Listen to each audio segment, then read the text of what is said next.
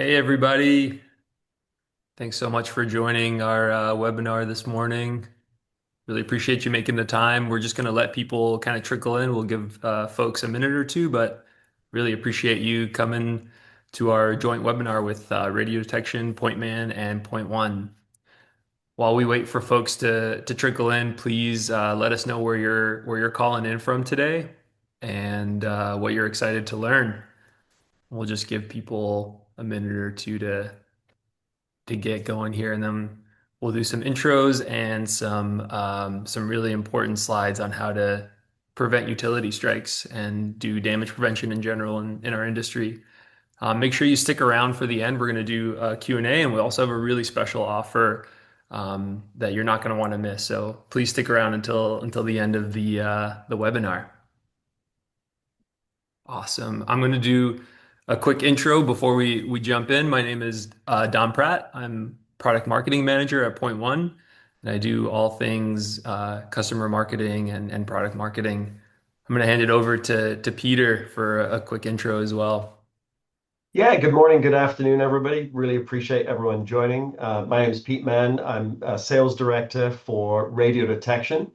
Originally from the UK, but based in California. I live in Pasadena. I've been in the industry for 34 years. So, nice to meet you all, and I got some exciting content for you guys today. Thanks, Peter. Over to you, Marvin. Thanks, Don. Hello, everyone. Good morning. My name is Marvin Lopez. I direct client success here at PointMan by ProStar. I'm very excited to be talking to you all about kind of these utility workflows. What my role is here at PointMan is primarily the onboarding training specialist and managing customer and client accounts. So thank you all for being here today. Really excited to talk to you all. Thanks, Marvin. And last but not least, Chris. Hi, I'm Chris Tima, part of the go-to-market team at Point One Navigation. I focus on sales and marketing and partnerships related to utility location and surveying. Thanks, Chris. All right, let's jump into our webinar. So the topic for today is unifying locating, mapping, and location to end utility strikes. We're going to talk about how the three companies that you see here today are really going to help you reduce utility strikes by an astronomical amount. I'm gonna hand it over to Peter for a proper introduction, though. All right, so if we can head to the next slide. Okay, so I think if you're in the utility locating industry or the utility industry in general, you'll be aware that we have a lot of damages, unfortunately, that still are occurring in this country. And so the map that you see there is from the latest CGA report showing where utility strikes are occurring. CGA has their 50 and 5 initiative right now, if you like, and that's to reduce damages by 50% in 5 years. And if we go to the next slide, you'll see that right now, that's not really the case. In fact, damages have trickled up a bit in this last year. And if you look at 2024, although excavation is also up, damages are also up a good amount as well, which is concerning. So what we're here today to talk about is really how we can address this issue with a sea change in the industry, right? That we can do something different because the portion of locating practices that is a portion to those damages isn't really moving. You can see, 34% in 2023 and still 34% of it in 2024. So how can we address those issues? So I'm going to hand over to Marvin to talk a little bit about that now. Thank you, Peter. So my name is Marvin Lopez. I work specifically in training and onboarding clients when it comes to the PointMan platform. What that's afforded me is the ability to see kind of the workflows from top to bottom. No matter if you're a DOT, if you're a municipality, if you're utility locating or a sue firm, the data transfer, the old school versus new school of doing things, that's really what we're here to talk about today. There are clear gaps in the utility locating industry, right? If not, damages wouldn't be going up more and more as more money keeps coming down for these new industrial projects that are going on throughout the country. The overcoming the gaps in utility locating, what we're talking about is going to the digital, going to the ease of access, being able to share more data. So specifically when it comes to, like Excel and PDFs, those aren't geospatially compliant. When we're talking about as-built and you're having people dig on that, you have people printing out paper to go and then geospatially try to identify where these utilities may be. Non-survey locating teams, they basically lack real-time information when it comes to precision locating. Now, new RTK-enabled technologies can afford these new workflows to folks. The problem with some of these or some of these issues is that there's a lot of people on site, a lot of people going back to the same site to relocate utilities that have been located out in the past. And then now the benefit of new regulations or standards that are starting to come down the pipe are meant to help with closing some of these gaps, but it's a lot of more suggestions than actual regulations that are coming down the pipe right now. So as the industry begins to change, how can we overcome some of these gaps in the utility locating market? If you don't mind going to the next slide there. Oh, yeah, you can go ahead and just kind of show that. This is just a funny little video that we came across where, this is sometimes the reality of the site conditions. People are putting down paint marks on a site to then, they might be on snow, they might be on mud, it might be whatever. This is really where the technology's been the last, couple decades, and it hasn't changed too much. So if you don't mind going to the next slide.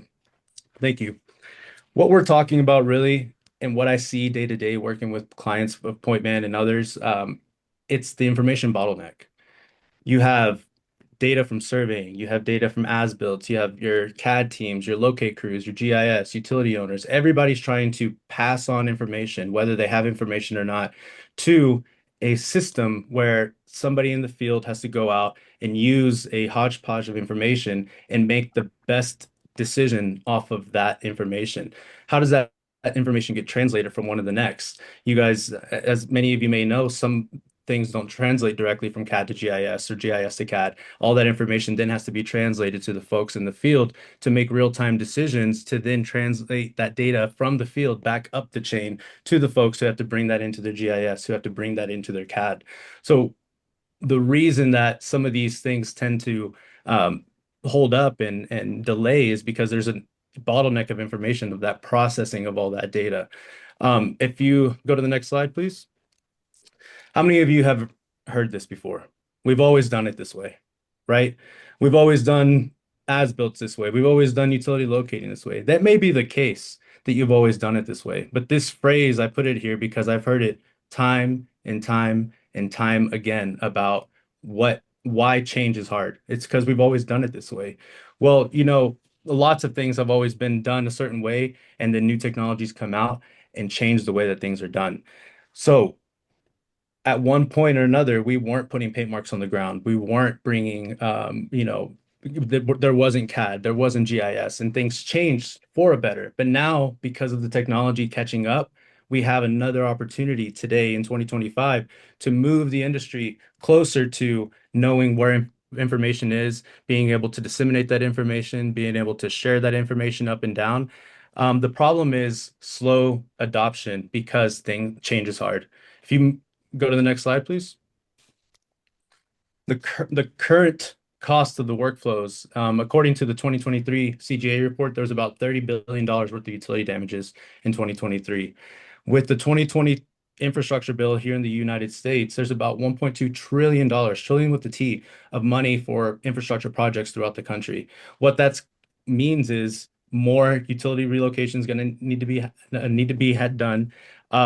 More information is going to be kind of stuck in this information bottleneck that we talk about. And what we're unfortunately seeing is that utility line strikes go up, millions of dollars in damages are being lost in trying to cover strikes where that money could be going to more infrastructure, better, resources for the general public. So what we're really trying to talk about is how can we, using technologies today, overcome some of these current workflow gaps that are costing a huge amount to the industry overall. If you go to the next slide. In my job, in my role in PointMan, my conversations tend to work around workflows. What's your current workflow? What are your goals? How are you achieving those currently? How can we make those things better? Next slide. Legacy workflows tend to be a little bit complex because of these information bottlenecks that we see. We have a lot of times prepared proprietary hardware, software bundles that keep people locked in to data that is only accessible to specialized staff. So you have your CAD technician, you might have your GIS technician, you might have your surveyor who knows really well whether whatever their brand of choice is. There's multiple handoffs between a lot of those teams, and then the post-processing of that data from one side to another can add delays when nowadays there's really no need for that. Data gets trapped in these silos, and then you have to translate all of that really highly technical information over to a field person who may not be as technical on these technologies, but still has to use that information to go out, do utility locating, to go out, do excavation, and what have you. What we're talking about today is modern workflows, openness, flexible, affordable. PointMan being a mobile and cloud-based technology, it's a real-time data sharing tool where you have folks in the field easily accessing data from GIS, from CAD that's been uploaded into the system from the office, them doing field technology, field data collection with the technology in hand using their mobile phone, a tablet, a computer to process this data from the field and immediately give that access to the folks in the office who can export that out to their CAD and GIS systems, creating kind of a expedited workflow from field to office that can also communicate real time when things go wrong in the field. You don't have to wait for that data to be processed to then realize that things went wrong in the field to then have to send another person back out to the field. It's all about creating efficiencies in these workflows, and technologies like PointMan paired with, RD8200, paired with automated RTK corrections is helping expedite these processes and into the modern workflows that we're talking about today. Next slide, please. So the question is, why change now, right? If you go to the next one, thank you. What the goal is to bridge the gap between field and office. With PointMan, we're a singular platform for sharing utility field data from third parties. So if you have your Esri system, you may have your Bentley system. That data can be exported in a variety of different file formats to be uploaded into a PointMan system that's also mobile and cloud-based. So having that data in the system allows for the field crews to see that data. They can geospatially locate themselves to that data. They also can collect information in the field, like paperwork, documentation, dig reports, whatever it may be. They can add photos, they can geo-reference all this information, and it's collected on the same platform that folks in the office are seeing in real time. That real-time data sync allows for them to take that data right from the information on the computer, even when the guys are still out in the field, and start processing that data into their third-party services before these guys even come back to the office. So what that ultimately leads to is more information, better decisions.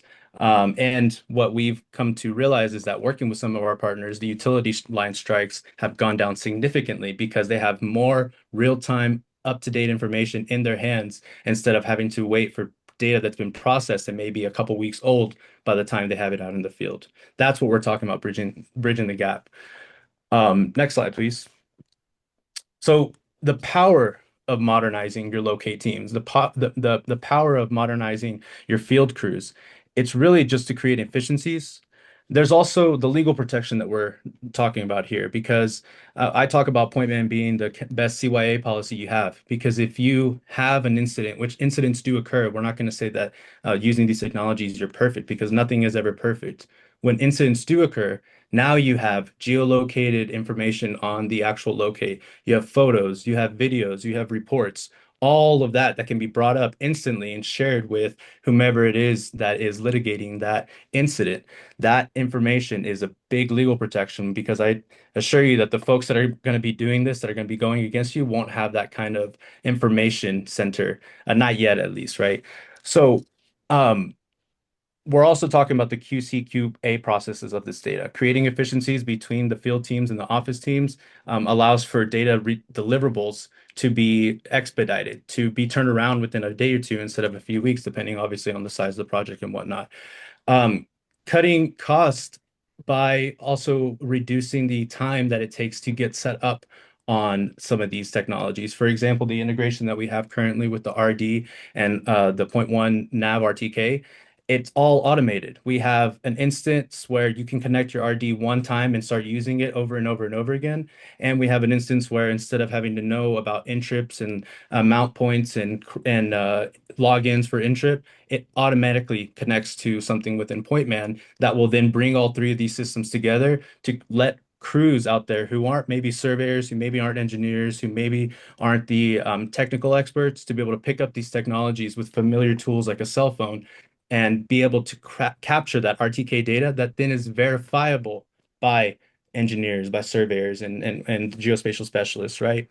It also allows for standardization of the data across the project because if everybody's working off the same map, the same data set, the translation of that information is much easier to understand no matter what side of the equation you're looking at it from. Having better deliverables and increasing your ability to churn out those deliverables increases the ability to do more work. More work, you're going to be bringing in more bids. So the whole idea really is to how can you leverage these tools to get ahead of your competition? And so, in speaking of that, I'm going to transition this over to Peter, who can talk a little bit more about what it means really to get ahead of your competition. Over to you, Peter. Thank you. Thanks, Marvin. Yeah, so Marvin talked quite a bit there about the office teams and the field teams. So I'm at Radiodetection, we're very much focused on what's happening in the field. So um, if you look at legacy locator products, some of them have had GNSS antennas in them, for quite some time, for more than 5 years actually. Pre-COVID, that was already there in the product. But the accuracy of those locators, or the GNSS in those locators, was not great. So now we've integrated a high accuracy GNSS antenna into the field device that the technician is going to be using. And we're talking about centimeter accurate GNSS data in combination with the high accuracy locate data. So if we go to the next slide, let's just talk a little bit about setting the scene for how we get that accurate data from the field up into the office, as Marvin was talking about, and it's really a three-step process. So step one is use the best available technology. So use a locator that is high accurate, giving you that precision that you need in terms of your locating, and also incorporating that high accuracy GNSS data. And we believe that the 8200 SG is that product. And then step two is we obviously need to make sure that we're training our workforce, that they understand what it takes to get high accuracy data from the field up into the PointMan app, and then up to your GIS teams, right? So that training piece is critical, and we believe very strongly here at Radiodetection about training the technicians and ensuring they know how to do their jobs, right? And then finally, influencing that on-site behavior. So, we can capture that data, we can analyze that data, and there's that feedback loop there that we can apply because we can see the data coming into the GIS teams, and that data is not just the location that was captured in the field. There's also a lot of metadata associated with the locate itself that we can analyze, right? So a lot of options to go back and really influence what the technicians are doing on site to drive those damages down. So if we go to the next slide. And this is really what it comes down to. If you look at the image there, the red line, that's a locate that's being done that isn't as accurate as we would like it to be, right? So that may be an inexperienced technician, perhaps not capturing the data in a way that's optimized in the field. And we're seeing some inaccuracy in the location of that data. And we know that when we train and we're using technicians in the field that are competent, we start to see that repetitive accuracy coming in and generating those maps in a very precise way. So we talked at the top of this about the issue, right? And the issue is that damages are not going down.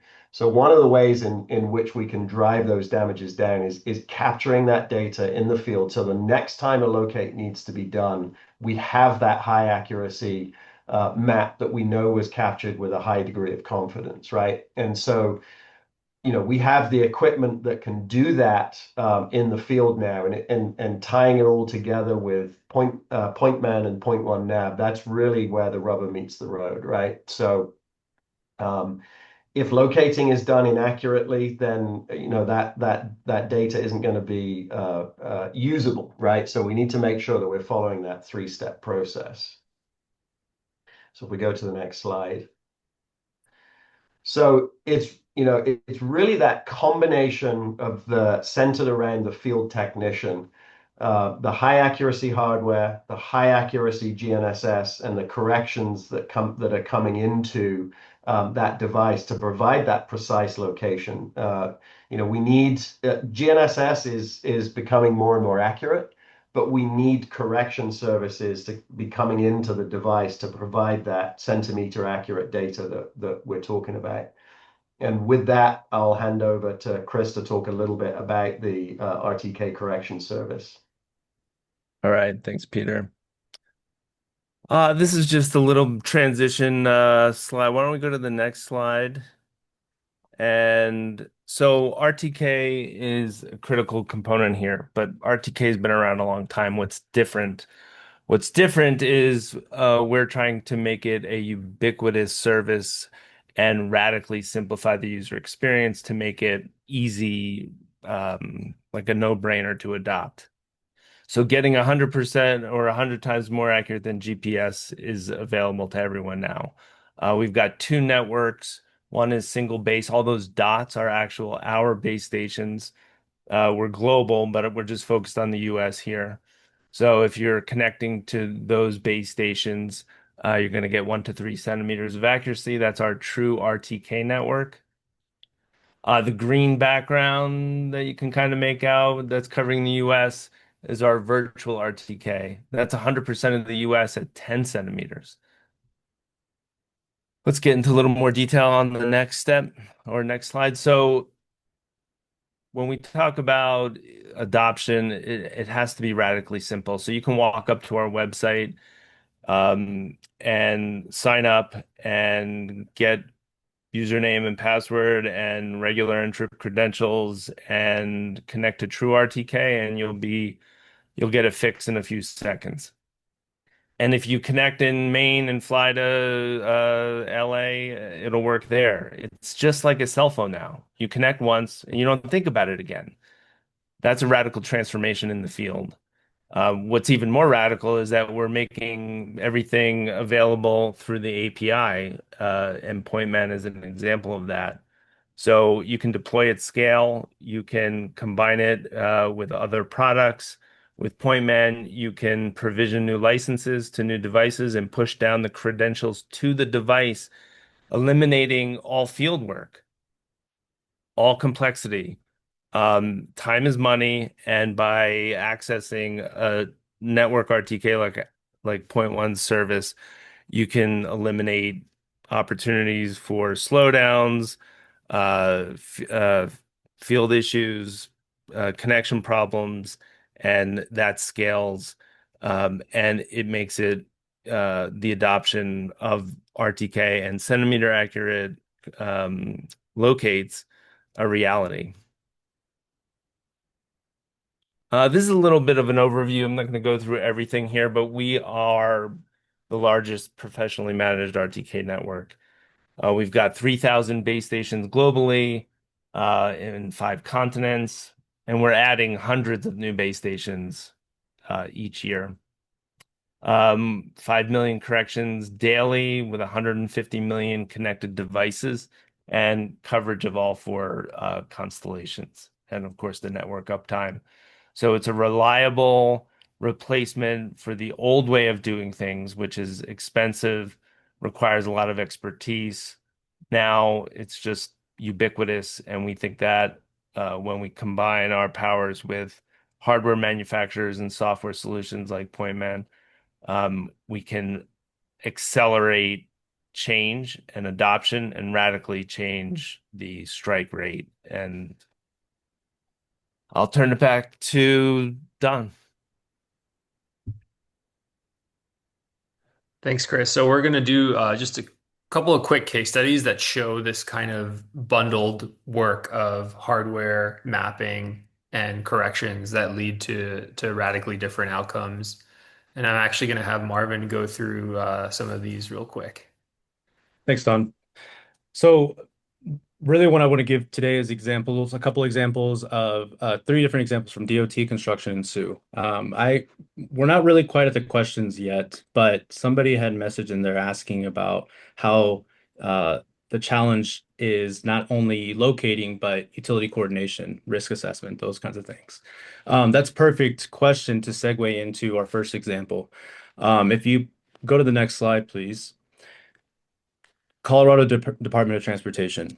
In December 2020, CDOT introduced their requirements for their permits that essentially fall along the ASCE 38, 22, and 75, 22 data requirements for utilities.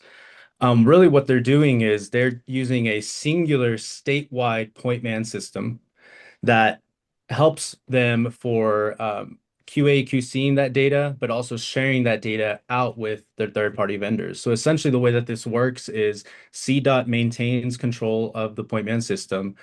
They also give access to this system to the third-party vendors who have their own, devices that they can connect to PointMan to then either reposition themselves over to known utilities, or as they're doing the data collection themselves, they're collecting this data into the environment that's controlled by CDOT.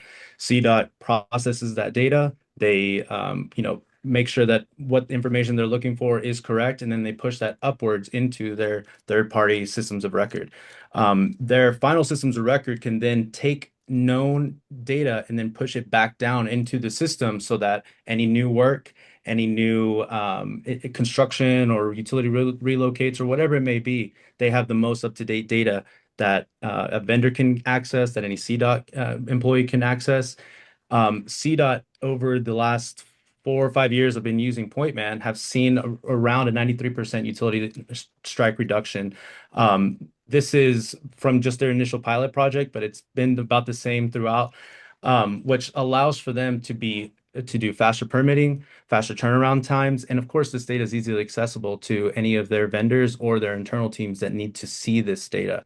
So this is just one example of a successful implementation at a DOT level where they're taking this data, they're pushing it out to their the teams in the field throughout the entire state, and then taking that information in that has information like photos, geospatial NEMA stream, reporting, what have you, all through a singular system that they control.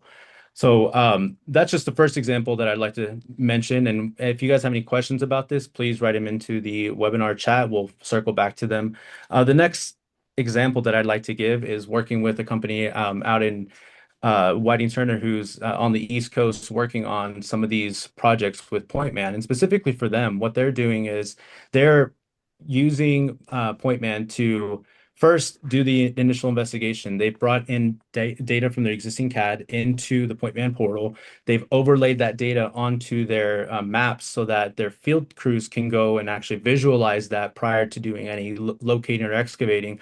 Once they start doing test holes and actually excavating and starting to install, all of that is being recorded and captured with the PointMan platform using, things like Point One navigation corrections, other utility locating tools like the RD, to be able to bring this information into a singular system that then once the utilities have been mapped with RTK precision, the install crews have the ability to then take that exact same data, go out into the field, and as they're installing, being able to see where things have been mapped out, where utilities have been confirmed, stake back to those known utilities, tie into them, avoiding utility line strikes all along the way.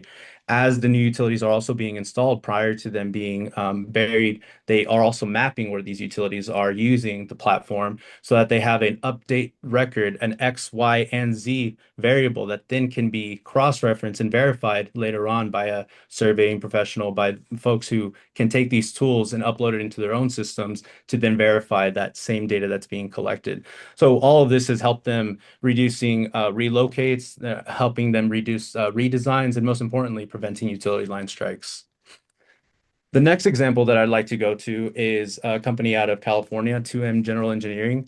2M's challenge, this is more of kind of like the SUE deliverables. They needed a more flexible workflow specifically for utility locating. They, in pairing with another company, realized that they could bring these locating internally so that they could have all this information and do this in a much quicker way than having to wait for third-party locating companies to come and help with some of these results. Deliverables lacked context. They lacked real geospatial information. They were essentially just sketches on a page. And what they were wanting to do is kind of bring up their game and give more information that could be reliable, that could be reused. And they were using kind of legacy workflows to initially create their deliverables, and that's when the solution came into play. They adopted a PointMan system for their locating operating systems. They also adopted Point1 navigation as an easy go-to corrections, and they use RD for their initial locating markouts and whatnot. Once they brought in all of those systems into the three pillars of kind of what this is that we're talking about, what they were able to do is have real-time information being processed over to from the field to the office. They removed labor-intensive post-processing steps so that their deliverables could be turned around same day instead of a day or two later once the GIS specialist had been able to process all the field data. And what that resulted of was them being a new company that started just a few years ago to now winning major contracts with Caltrans, Tiger Construction. They're one of Caltrans's main project processing service providers because of the ability for them to be able to do this information collection, process that data in a much quicker way, and also the data is reliable, things that they can actually share that's verifiable, that people can cross-reference outside of their organization. They're essentially trying to build what they call a new SWAS model, a software with a service, because the technology that they've implemented has given them a leg up on legacy workflows, doing essentially the same work, but at a quicker, cheaper, and much obviously effective way.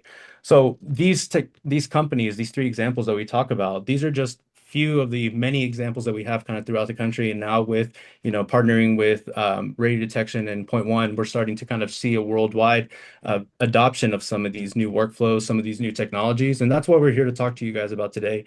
As the industry changes, we want to help you with that change. We want to be a part of kind of guiding where the industry goes, because the entire industry is really due for a big change. And it's really how we do that is collectively all speaking about these things and trying to improve upon the work of others over the last few decades. Anything you guys want to add to that, Peter, Chris? I know that you guys are kind of popped in here in between some of these examples, but I don't know if you guys wanted to add to any of that. No, but I was just gonna kind of follow up on what Chris was talking about with the correction services. When we initially launched the RD82SG, I was using some of the state-free correction services, and while those are they can be effective, their reliability is sometimes questionable. And then when I would move to go and do a locate in a different state, I would then have to re-enter credentials for that state and mess around with the the NTRIP credentials and mount points, all that kind of stuff. The Point1 Nav solution really just eliminates all of that. I sign in once and I'm good wherever I go, and that to me is a huge win. So I just wanted to add to what Chris had said about that.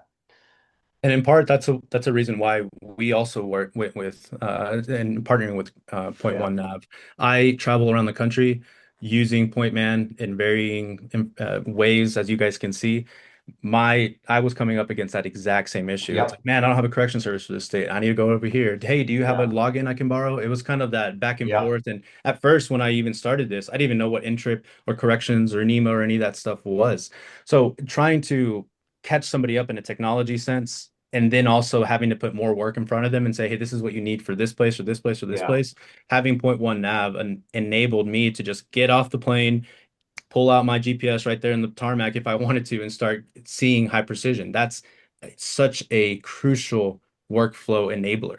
And now that we've built it into PointMan, now I don't even have to know those things. It's an automatic, you're right. So those kinds of workflows is what we're really talking about here, is how can you leverage technology to help you become better, faster, smarter, right? Yeah.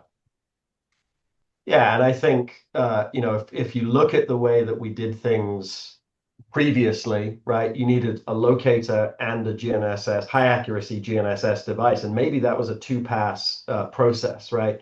Today, with that integration with the high accuracy GNSS antenna built into the receiver, it's really it's making it a whole lot simpler and removing complexity at every stage. Yeah, even the dongles I'm seeing that you can connect right to a phone and that will take over your phone's GPS with RTK accuracy is a significant transformation. You could imagine like everyone's got a phone, everyone's potentially got an RTK device in their pocket with a fairly inexpensive receiver. I've seen them starting at $1,000, and then that's a transformational moment that's coming up soon. 100%. I mean, I think that just summarizes perfectly what we've all talked about. I mean, 10 years ago, if you wanted RTK precision, you were paying for a receiver that cost $10,000. Nowadays, you want RTK precision, you connect to a inexpensive third-party network, you have an inexpensive receiver that can still connect to that high precision RTK network that can still bring in those same results. What we're doing is not calling those folks surveyors or anything like that. What we're doing is enabling them with the power of RTK so that a surveyor, an engineer can cross-reference their data and actually know whether the point that they collected was good, not something that they are looking off of a page, off of a sketch, off of a guesstimation, a couple feet off of a curb or whatever it may be. That is the power of kind of changing legacy workflows into more modern workflows. So, and to summarize, that's what we're here to talk about, really, is how can that change from legacy to the more modern workflow uh, work? And luckily, the technology is here to enable and expedite a lot of that. What has happened is the folks that we see implementing these technologies kind of as early adopters, they're starting to see proven results now, faster, more accurate, and they're growing tremendously. That 2M company is a perfect example of how much growth you can have if you enable these technology benefits.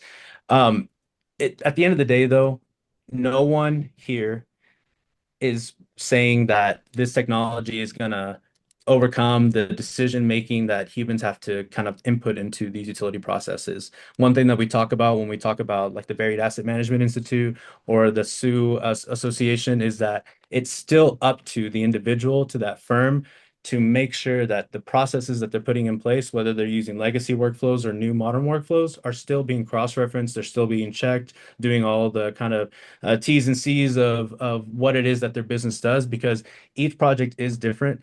No one solution is kind of the entire project, but you can learn to leverage these tools to put them in to these projects and make sure that you're creating efficiencies along the way, ultimately changing kind of the outcomes of the project of your firm, whatever that may be. So that's kind of what in summary, that's what we're here to talk about. I think we're probably ready to move on to some questions as we wrap up this conversation. Peter, Marvin, Chris, did you want? Oh, yeah. I have one request real quick. Can we go back to slide 17 for a second? And can you just elucidate, talk about the data in the upper right corner of the image? Thanks, Don. Yeah, and talk about the data available to you via the PointMan app, the survey 100%. grade. Yeah, definitely. So this image that you're seeing here, this is actually the PointMan app in action.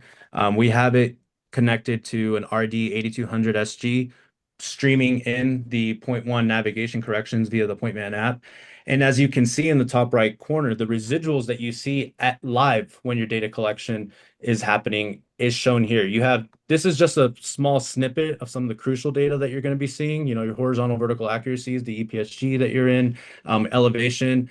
Also, the fixed type. So if you're out there collecting data and your fixed type changes from RTK to RTK float, DGPS, you're losing accuracy. You're losing that precision that you want. And that allows for a real-time QA/QC in the field. The Another benefit is that all of this data on top of the rest of the NEMA stream is also attached to each and every single point that is marked in PointMan.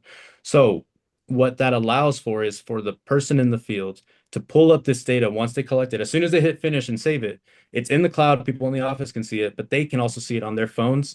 They can go through each point, clicking the next button and jumping from point to point, seeing the data at each interval. And if at any of those points you see your fixed type change from RTK to GGPS, you know that that point wasn't collected in the highest accuracy that it could, giving you the ability right there in the field to go and collect that data again instead of having to wait a week or two once the data has been processed to realize it hasn't been collected properly. Reducing truck rolls, reducing kind of turnaround times, all about creating efficiencies. Yeah, when you think about the DOT, how many points they have and how much metadata they have, that's 300 users in and out of PointMan. Yeah, it's yeah. crazy. Thanks for doing that. Definitely. It's awesome. And then one other piece is because it's in the cloud, you don't have to send out another person over again to resurvey or relocate things. They just exist as a digital twin and can be accessed whenever, which is such a powerful shift from the traditional way of doing things. Absolutely. I think it's probably time to switch over to questions. This is just or Don, did you want to Yeah, talk about this? I really want Okay. to hammer home like it's really hard I think to grasp what we're talking about here because it's such a transformational shift from the way the industry is operated.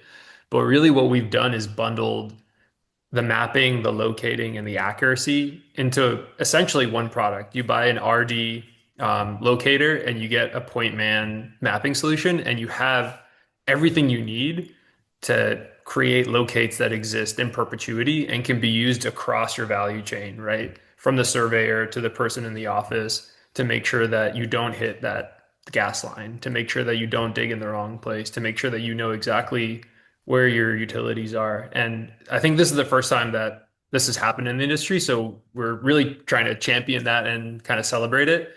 And in doing so, we're actually offering a 12-month free bundle of PointMan and Point One when you get a RD locator. So it's a great One of offer. these You can guys. scan that QR code and you get 12 months free, which is just a killer offer on an already an amazing bundle. I'll also drop the link in the chat. Yeah, and in addition to that, thanks, Dan, for talking about that. In addition to that, Radiodetection supporting the industry by offering some really, really exciting promotions on the 82SG specifically, with some significant savings that are available to customers to get into that product. So, contact your local distributor or pop your details in chat, and we'll talk to you about that. But some really exciting promotions around that are running right now. Awesome. Okay, let's move into some questions with the last few minutes we have at here.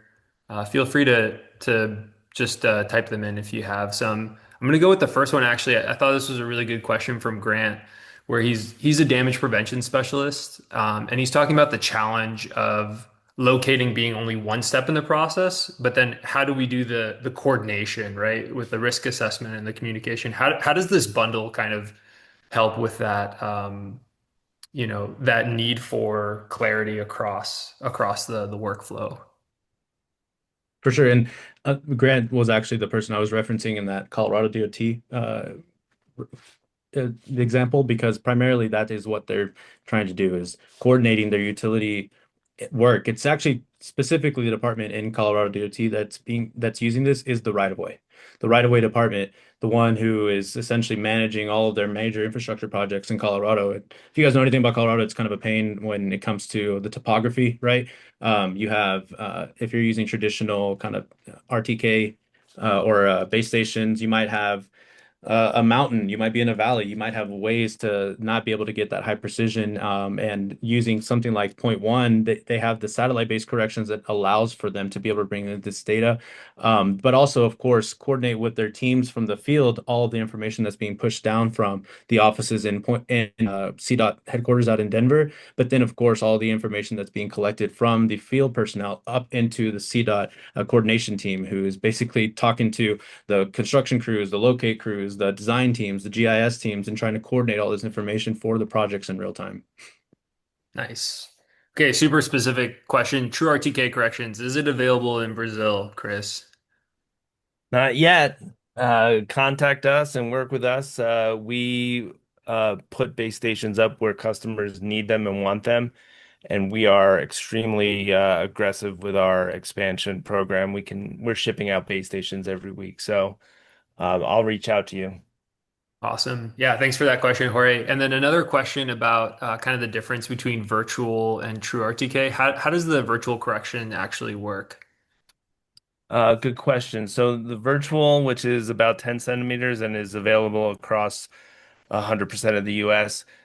Think of it this way. We have all these base stations. We're collecting all atmospheric data. We push that into a model. We then create virtual base stations when you need them. So the baseline is generally 10 kilometers, but it's a virtual base station. It's not going to be as precise as the true RTK. Um, I'll send you additional information on that.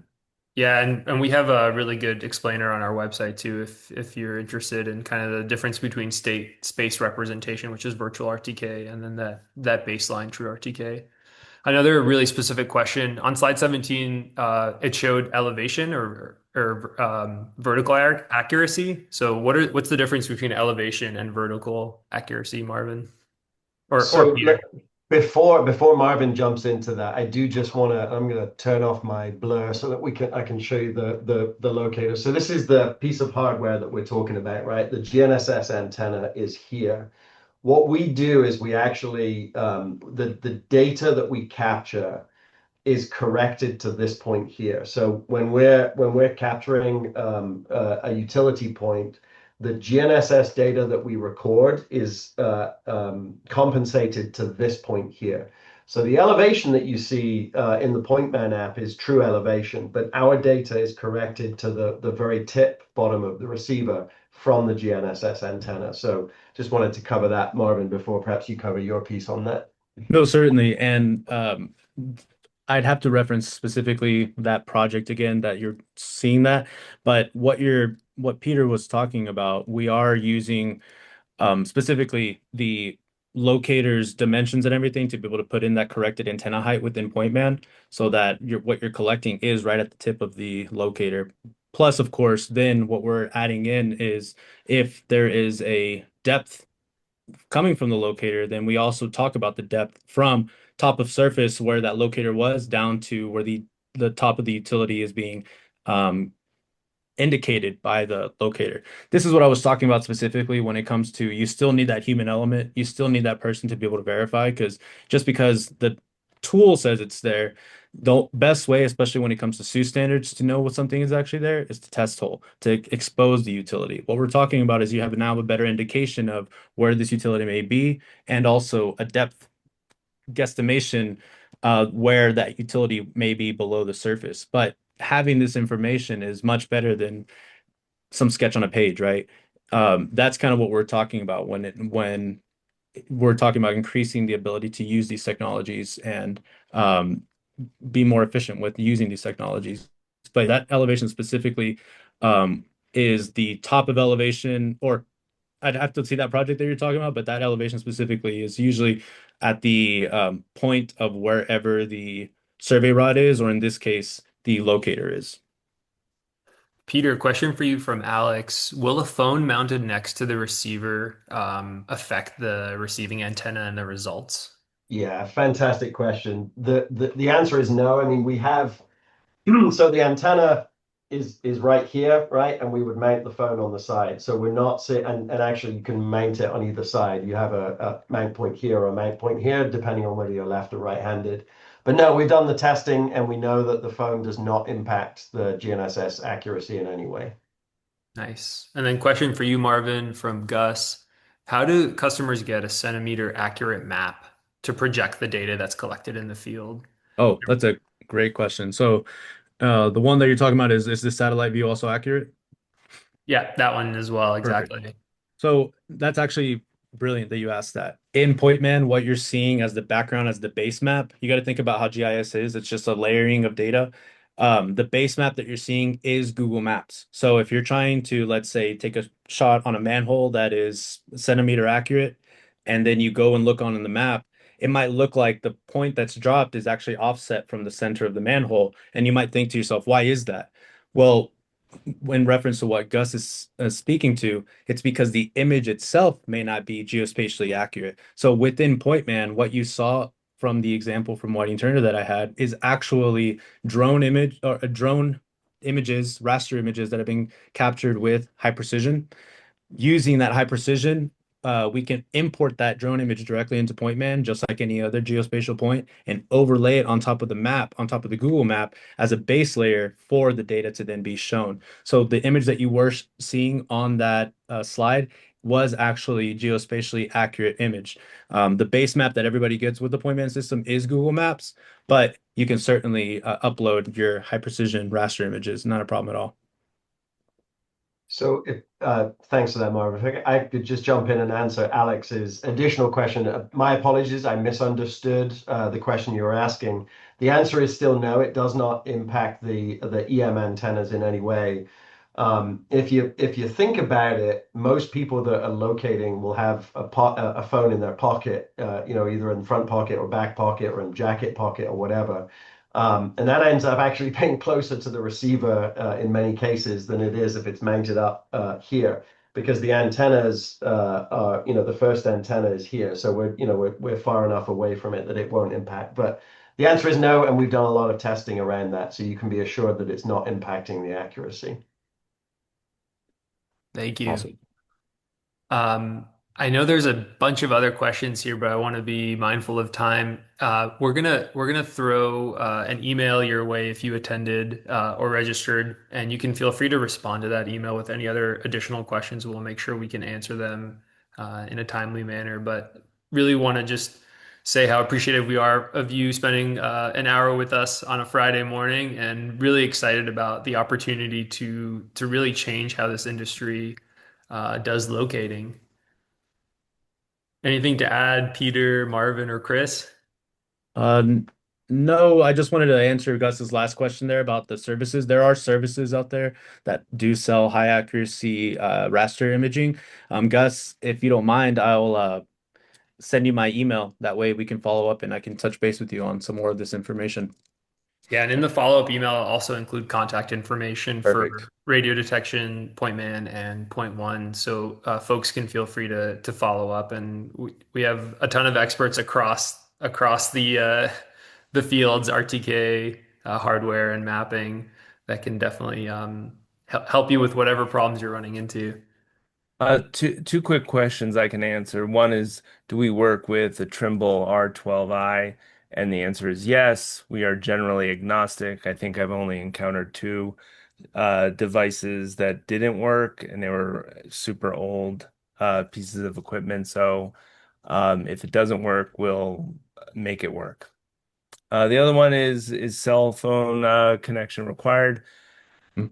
Connection to the internet is required for using RTK. We are working on a satellite service that's in beta right now in North America, but that's not available commercially. Anything else, you'll need access to the internet via cell or Wi-Fi. I'm Starlink, last year, I was recommending it for being in remote areas, and this year I'm finding that so many crews already have Starlink on every car or every truck. I'd like to add to that because that is exactly the case that I'm seeing too, Chris. Of course, like traditional workflows, if you have a rural area and you don't have satellite signal, which happens when like the deserts of New Mexico or any forested area in the US, um, the benefit of new technologies is that you can leverage these technologies. And I've seen a lot of clients who are like doing piping in the northwest of the US and kind of the tundra of that find themselves purchasing a low-cost Starlink to have internet access at all times. They either have it in their truck charging at all times, or if they're walking away from their truck, they just put it in their backpack and keep walking. They're Mhm. essentially a mobile Wi-Fi. And so, yes, there are limitations, and quite the reality is that there are physical limitations to some of this stuff, but there are ways to work around it. And satellite-based correction, satellite-based internet, those are steps in the right direction to being able to essentially connect whether you're outside of a cell phone signal or not. Yeah, it's like leapfrogging 20 years for Yeah. like a couple of $100 a month. You're getting these amazing technologies that work together. And so, Just imagine hitting a utility. How much is that going to cost you, yeah. right? This thing pays for itself if you're avoiding one utility on any project. Awesome. Thank you so much, Peter, Marvin, and Chris. Really appreciate all your time and expertise and everyone who joined us as well. Look out for that email, and we'll see you on the next one. Yeah. Thank you, everyone. Take Thank you care. all. Happy holidays. Bye-bye.